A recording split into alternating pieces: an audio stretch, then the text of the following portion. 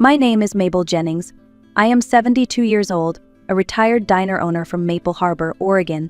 For most of my life, I believed that love was shown through service. If someone needed food, I cooked. If they needed help, I was the first to raise my hand. That's how I raised my son, Lucas Reed, and how I thought I would welcome his new wife, Jenna.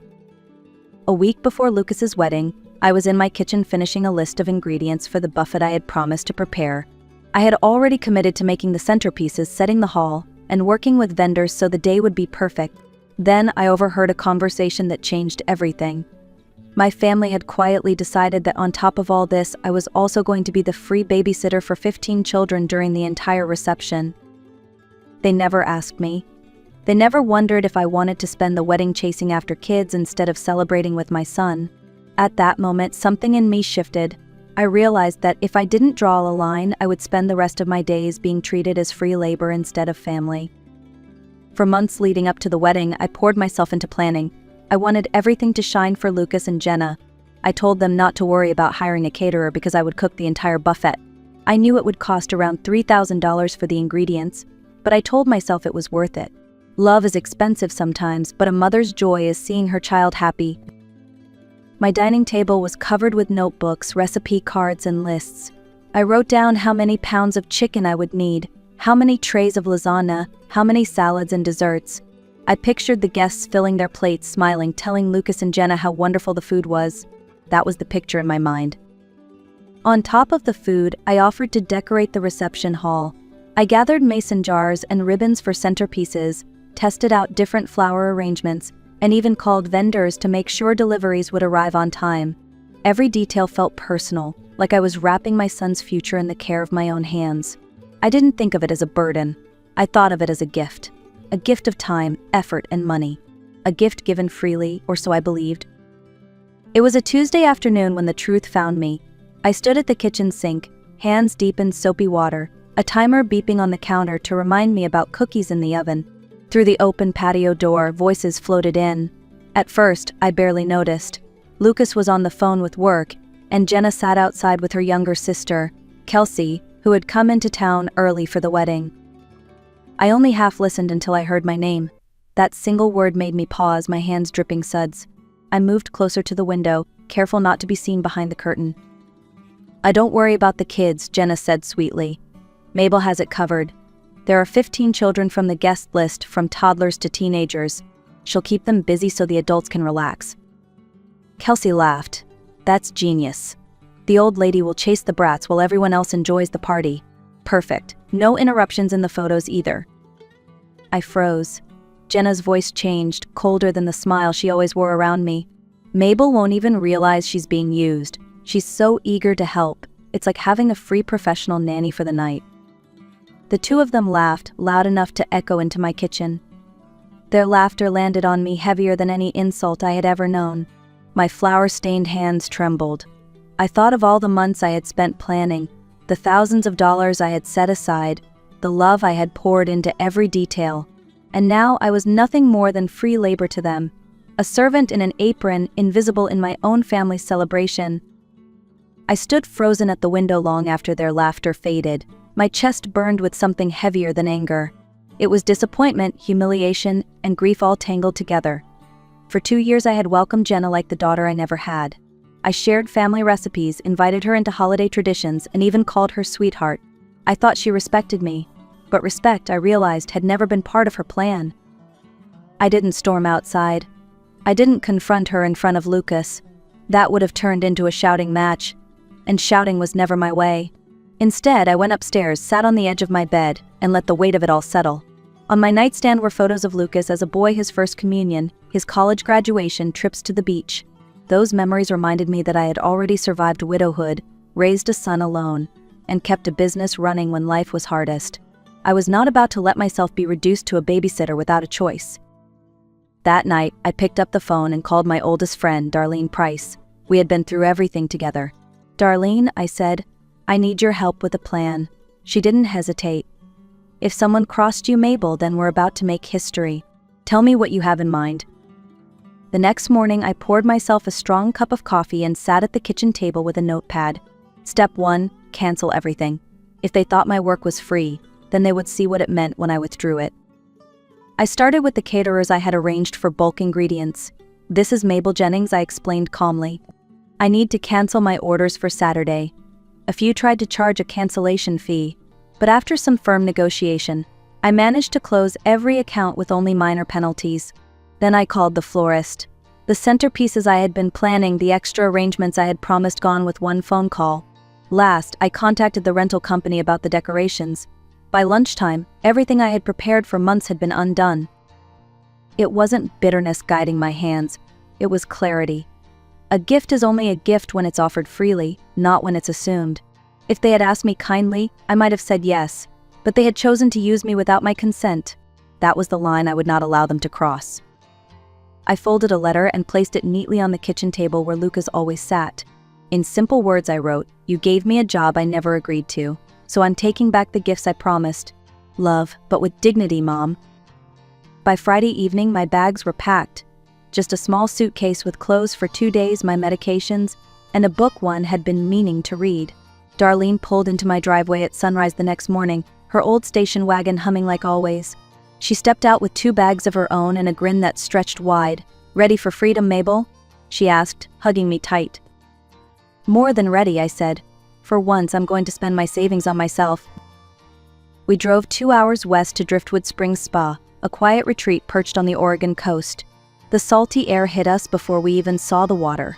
Waves crashed in the distance, gulls circled overhead, and the lobby smelled of lavender and eucalyptus. The receptionist handed us chilled towels and glasses of citrus water. "Welcome, ladies. Your rooms are ready, and your first treatments begin at 11. For the first time in months, I felt light.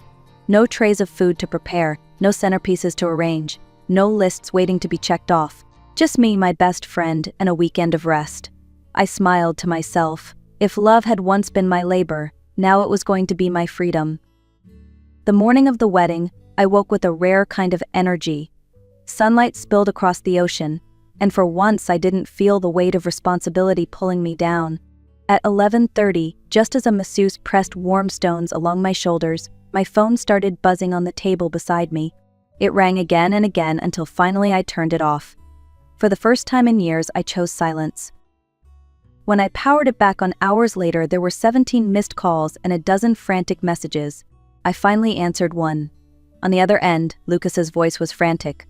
"Mom, where are you? Guests are here, the caterers are asking for the buffet, what's going on?" I leaned back in my chair on the spa terrace, calm as the sea below. "I'm at the coast, son. You have a wedding to host."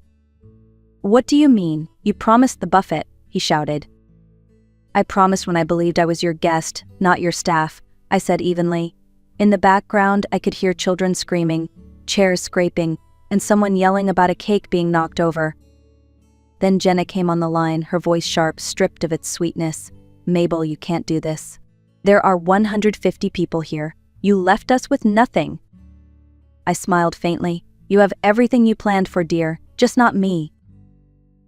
When Lucas begged, I began calmly running the math. 15 kids, 6 hours, $10 an hour, that's $900 for proper childcare. Much cheaper than the $3,000 I had set aside for food. Silence followed. Then, for the first time, I said her sister's name aloud. "Perhaps Kelsey can help. I heard she thinks I'm very good with kids." The line went so quiet I could almost hear their shame. I set the phone face down on the table and let out a long breath. Darlene sat across from me, swirling her glass of white wine. "Well?" she asked, her eyes dancing with curiosity. "They're in chaos," I said. "Children running wild, food missing, guests upset. And for once, it's not my problem." We clinked glasses and let the sun warm our faces. Below us, waves rolled in steady rhythm, reminding me that life could be calm if I chose it. I thought about the years I had confused love with labor, believing that the more I worked, the more I proved my devotion. Today I understood the difference. Love should be given freely, not demanded as a duty. As if to confirm that, a message buzzed through on my phone. It was from a number I didn't know. "Miss Jennings, this is Paula Jensen. I'm the mother of one of the children at the wedding. Several of us were told someone would be watching our kids, but it turns out no one is. We're very upset. What they did to you is not right." I showed the screen to Darlene. She smirked. "See? Even strangers can tell respect when they see it, or when they don't." I leaned back, feeling lighter. For once, I chose peace over pleasing. By the time evening fell, my phone was a storm of missed calls and desperate texts. Lucas wrote one after another. "Mom, we had to order pizza for the guests. It cost $1,200. Another read, "The parents are furious. 3 families already left." And then Jenna is crying in the bathroom, saying you ruined her wedding. The words didn't sting the way he intended. They only confirmed that they still didn't understand. They thought my absence was the disaster, when in truth the disaster was their assumption that I would serve without being asked. Close to midnight, one message caught me off guard. "Mom, why are you doing this to me? I thought you loved me." That one pressed hard on my chest, but I steadied myself and typed back slowly. "Lucas, it's precisely because I love you that I had to do this. Love is not permission to be disrespected." I put the phone down after that, switched it to silent, and climbed into bed with the sound of ocean waves in the background. The line had been drawn, and I knew I couldn't step back over it, no matter how much it hurt. 2 days later, the doorbell rang just as the afternoon sun dipped low over Maple Harbor. I opened the door to find Lucas standing there alone. His shoulders slumped, his tie crooked, his eyes shadowed from lack of sleep. For a moment, he looked like the little boy who used to run home after skinning his knee. "Hi, Mom," he said softly. I stepped aside and he walked into the living room. He sat on the sofa while I took my usual armchair. Silence stretched between us until he finally spoke. "Mom, I have to apologize. I let Jenna say things I should have stopped. I heard her laughing with Kelsey, and I didn't defend you. I thought if I ignored it, it wouldn't matter. But it does. I treated you like someone who solves problems, not like my mother." I folded my hands in my lap and spoke evenly. "Lucas, forgiveness isn't built from words. It's built from actions. If things are going to change, here's what I need. First, you ask me before assuming I'll do something. Second, I'm a guest at family events, not part of the staff. Third, when I say no, that answer stands without guilt or manipulation. And fourth, you defend me if your wife or anyone disrespects me." His head dropped lower with each word, but when I finished, he nodded firmly. "You're right, Mom. I should have defended you from the start. I understand now." I studied his face. For the first time in days, I felt hope, but I kept my guard steady. Actions would tell the rest. The next afternoon, right at 4 o'clock, the doorbell rang again. This time it was Jenna. She stood on the porch with no makeup, her hair pulled back into a plain ponytail, and a blouse that looked borrowed. Gone was the polished smile she always wore. In its place was a nervous tremble. "Thank you for seeing me, Miss Jennings," she whispered. I gestured for her to sit on the sofa. She perched on the edge, hands twisting together. "I need to apologize," she began, her voice catching. "The things I said with Kelsey, they were cruel and disrespectful. I knew better, but I said them anyway." "Why?" I asked gently. She stared at the carpet. "Because I lost my mom when I was 15. Since then, I never knew how to handle older women in my life. I felt like I'd never measure up to you, so I made you smaller in my mind, and I mocked you to feel safer." I let her words hang in the air. "Jenna, I appreciate your honesty, but trust isn't rebuilt with talk. I will believe you when your actions show respect." She nodded quickly. "I understand. I'll prove it. I'll ask instead of assuming. I'll respect your no. And I'll start by telling Kelsey the truth, that we planned to use you, and that it was wrong." That caught my attention. "Good. Because this second chance is the only one you'll get." Jenna swallowed hard, but her eyes held steady. For the first time, I saw sincerity instead of performance.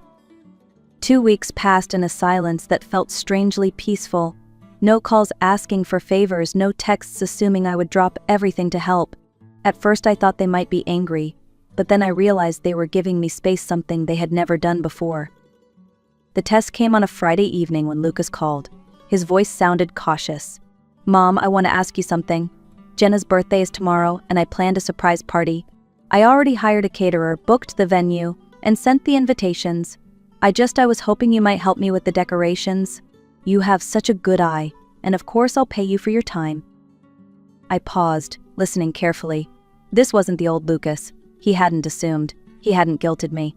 He had asked. "Lucas," I said, smiling into the phone, "you don't need to pay me. I'd love to help with decorations as a gift. But thank you for offering." The next day, as we strung lights across his backyard, I realized something important. Respect wasn't just words and an apology, it was woven into the way they treated me now. Months rolled by, and life began to settle into a new rhythm. Lucas and Jenna no longer called me with lists of things they expected me to handle. Instead, they invited me to dinners, asked for my opinion, and included me as family, not as help. It felt different. It felt right. One evening, Lucas and Jenna came over with glowing faces. Jenna took my hand, her eyes shining. "Mabel, we have news. We're expecting a baby." Tears pricked my eyes. "I'm going to be a grandmother," I whispered. But what she said next touched me even deeper. "We want you to choose the role you want. If you'd like to be the grandma who comes by for tea and stories, wonderful. If you'd rather babysit occasionally, also wonderful. It's your choice. We won't assume." I smiled, a warmth spreading through me. Then I choose to be a grandmother who helps when it's truly needed, but also a woman with her own life, her own plans, and her own dreams. For the first time, my love was respected on my terms. A year after that disastrous wedding, I held a copy of my first book in my hands. I called it Cooking with Care, Serving with Dignity. Inside were family recipes, but also reflections on what it means to give from love without being taken for granted. At the launch party, Jenna introduced me with pride, and Lucas stood by my side. It wasn't just a book, it was proof of how far we had all come.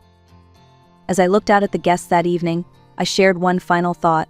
Love offered freely isn't free labor.